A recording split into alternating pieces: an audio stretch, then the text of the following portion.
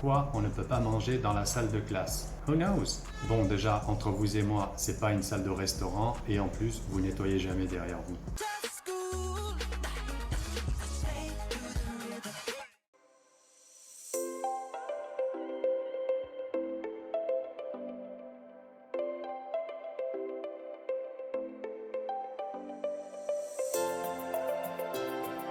Hey there, how's it going today? Hopefully you're doing great. Welcome back on my YouTube channel. Et dans cette vidéo, aujourd'hui, on va regarder plusieurs manières de dire « je ne sais pas ». Pour être plus précis, on va s'intéresser à 6 expressions idiomatiques qui vont te permettre de dire « je ne sais pas » de différentes manières. Ces expressions idiomatiques qu'on va voir ensemble aujourd'hui sont d'une part très courantes et vont te permettre de démontrer, d'étaler, que dis-je, d'exhiber un anglais naturel et fluide.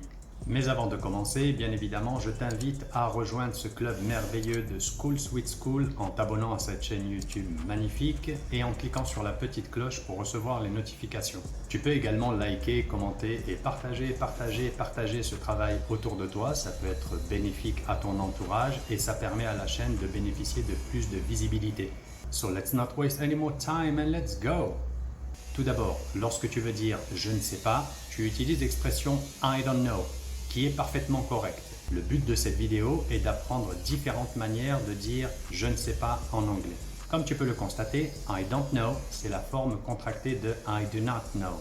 Généralement, c'est l'expression que tu vas retrouver tant à l'écrit qu'à l'oral, à moins que la personne qui utilise cette expression veuille souligner un point, et elle utilisera l'expression « I do not know ». Voici un exemple simple. You know who took my phone, don't you? I do not know. And if you don't know, now you know, nigga. Comme tu es observateur, tu as remarqué que les Anglais ont tendance à parler vite. Et à l'oral, ils vont souvent utiliser l'expression I don't know. Sans transition, voici la première expression idiomatique. Your guess is as good as mine. Who do you think is going to win the World Cup next year? Your guess is as good as mine. Je te rappelle que guess veut dire deviner, supposer, mais comme ici c'est un nom, c'est une supposition, une estimation. Donc littéralement, ça veut dire que ta supposition est aussi bonne que la mienne. Étant donné que tu ne sais pas, moi non plus je ne sais pas. Ta supposition est aussi bonne que la mienne. Donc en gros, lorsque tu dis « Your guess is as good as mine », tu es en train de dire que je n'ai pas plus d'informations que toi. Un autre exemple pratique, si je te demande « Who do you think will be the next French president ?» Ici, dans cette question, ni toi ni moi ne sommes en mesure de savoir qui sera le prochain président français. Donc tu peux me répondre « Your guess is as good as mine », étant donné que tu n'es pas devin et moi non plus. La deuxième expression idiomatique, c'est « It beats me ». Do you think the exam is gonna be difficult? Est-ce que tu penses que l'examen va être difficile? Ce à quoi tu peux répondre « It beats me ». Why did John look so sad yesterday? It beats me. Je ne sais pas. Nota bene, comme tu le sais, les Anglais ont tendance à parler vite et parfois ils mangent des lettres, des syllabes, voire même des mots. C'est le cas dans cette expression. Au lieu de dire « it beats me », tu peux dire tout simplement « beats me ». La prochaine expression idiomatique sera « not that I know of ». Not that I know of. Tu utilises cette expression lorsque tu n'es pas sûr que l'information qu'on te demande est correcte ou pas. Has Emma taken her snack? Est-ce que Emma a pris son casse-croûte, son encas? Tu peux répondre « not that I know of ». Ici, c'est pour dire « pas que je sache ». Was Henry late for school today?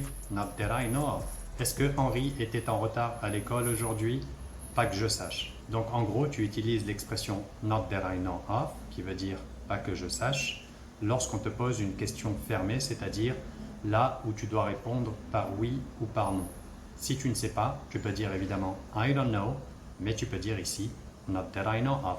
Pas que je sache. Du coup, je t'invite à mettre dans la section commentaires une petite question fermée qui va amener ton interlocuteur à répondre « not that I know of ». Tu peux t'inspirer des exemples que je t'ai donnés. La prochaine expression idiomatique, c'est « I have no clue ». Littéralement, ça veut dire « je n'ai pas d'indice ». Donc ici, le message exprimé, c'est « je n'en ai aucune idée ». D'ailleurs, tu peux utiliser également l'expression « I have no idea ». Do you know where did Bruce go? I have no idea. I have no clue.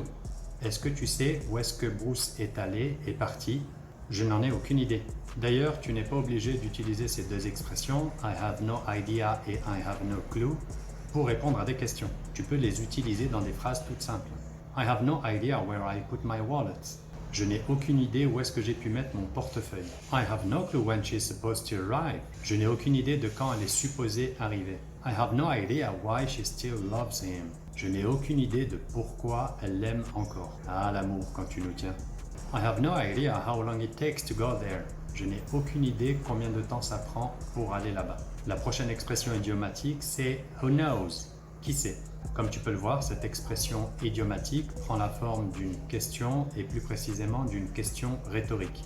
Une question rhétorique, c'est effectivement une question à laquelle on ne s'attend pas forcément à une réponse. Why can't we eat in a classroom? Pourquoi on ne peut pas manger dans la salle de classe? Who knows? Bon, déjà, entre vous et moi, c'est pas une salle de restaurant et en plus, vous nettoyez jamais derrière vous. Is Rebecca going to call him back? Est-ce que Rebecca va le rappeler? Who knows? Do you think she is going to come to the party?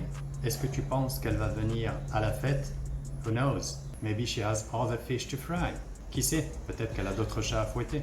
Tu peux également utiliser l'expression idiomatique who knows avec un mot interrogatif. Voici quelques exemples.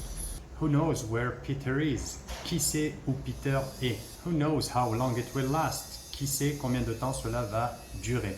Who knows what Paul ate yesterday? Qui sait ce que Paul a mangé hier? Donc ici, tu vois bien que ce sont des questions rhétoriques, c'est-à-dire que je n'attends pas forcément des réponses. Au lieu de dire who knows, tu peux utiliser d'autres variantes et dire God knows, Lord knows, Christ knows. La dernière expression idiomatique, c'est how should I know? Donc là aussi, c'est une question rhétorique qui est souvent utilisée lorsque on est surpris par la question, voire même lorsqu'on est un petit peu contrarié par cette question. Donc tu vas utiliser cette expression idiomatique lorsque tu n'as pas la réponse à la question qu'on te pose. Everybody says that John cheated on Sarah. Tout le monde dit que John a trompé Sarah. Is this true?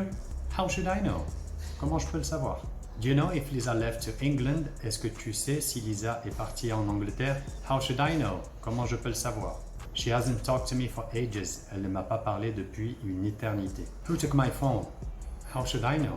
Didn't see it. Comment je peux le savoir? Je ne l'ai pas vu. Tu peux donc utiliser toutes ces expressions idiomatiques pour dire je ne sais pas dans des situations informelles, c'est-à-dire à l'oral. Tu peux les utiliser avec les membres de ta famille, avec des collègues de travail ou avec tes propres amis. Donc, essaie d'apprendre quelques-unes de ces expressions idiomatiques, ce qui te permettra d'éviter de dire à chaque fois I don't know ou alors I don't know. Voilà, notre petite leçon du jour est terminée. J'espère en tout cas qu'elle te sera bénéfique très prochainement. Dans tous les cas, je te réitère mon invitation à joindre notre club merveilleux School Sweet School en t'abonnant à cette chaîne YouTube merveilleuse et en cliquant sur la petite cloche pour recevoir les notifications pour les nouvelles vidéos. N'hésite pas également à liker, commenter, partager ce travail autour de toi, auprès de tes amis, tes proches et ton entourage. Thank you very much for watching the video till the end. Just take care, have a lovely day, stay safe, speak to you soon. Cheers.